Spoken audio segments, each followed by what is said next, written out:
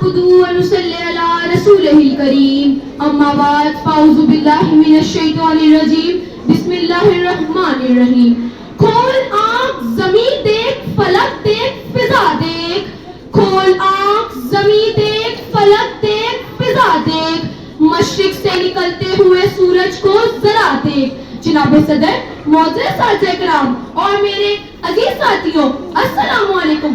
آج اس پروقار محفل میں مجھے جس موضوع پر لب کشائی کرنے کا موقع ملا ہے اس کا عنوان ہے شاعر ملت مفکر پاکستان ڈاکٹر علامہ محمد اقبال. جناب صدر، جب بھی 9 نومبر کا دن آتا ہے تو مسلمانوں کے سینے فخر سے چوڑے ہو جاتے ہیں، مسلمانوں کا سر عظمت سے بلند ہو جاتا ہے، مسلمانوں کے دل راحت سے لبریز ہو جاتے ہیں، مسلمانوں کے ارادے پہاڑوں کی طرح مضبوط ہو جاتے ہیں اور مسلمانوں کی آنکھیں سورج کی طرح روشن ہو جاتی ہیں.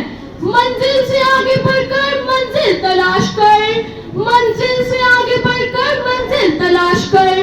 مل جائے تجھ کو دریا تو سمندر تلاش کر. ہر شیشہ ٹوٹ جاتا ہے پتھر کی چوٹ سے، ہر شیشہ ٹوٹ جاتا ہے پتھر کی چوٹ سے. پتھر ہی ٹوٹ جائے وہ شیشہ تلاش کر.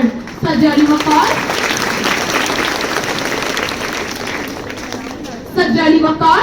اللہ جب کسی قوم پر احسان کرتا ہے تو اس قوم کو اقبال جیسا مرد کلندر، عظیم مفکر اور مصور عطا کرتا ہے.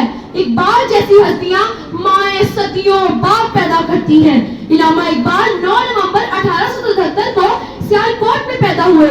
اس روز اقبال نہیں بلکہ ایک ایسی شخصیت نے جنم لیا جو آج بھی ایک عظیم کردار کی حیثیت سے زندہ ہے. ہزاروں سال نرگس اپنی بے نوری پہ روتی ہے، ہزاروں سال نرگس اپنی بے نوری پہ روتی ہے.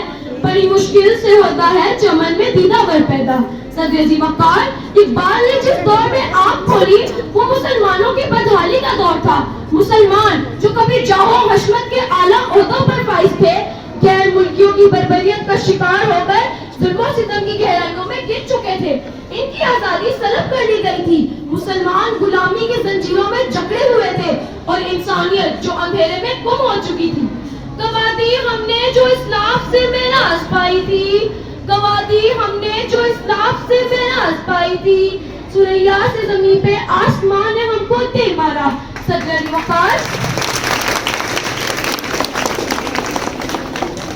علامہ اقبال وہ دانائے راست تھے کہ جس نے ملت اسلامیہ کے حصول کی لگن کی روح پھونک دی، مسلمانوں میں الگ وطن کے لیے جذبہ پیدا کیا اور اپنی شاعری کے ذریعے خودی کا پیغام دیا. قائد اعظم کی بہادر اور دلیرانہ قیادت میں اقبال کے تصور کو قیام پاکستان میں بدل دیا گیا.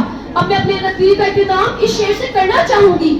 خودی کو کر بلند اتنا کہ ہر تقدیر سے پہلے، خودی کو کر بلند اتنا کہ ہر تقدیر سے پہلے، خدا بندے سے خود پوچھے بتا تیری رضا کیا ہے. شکریہ.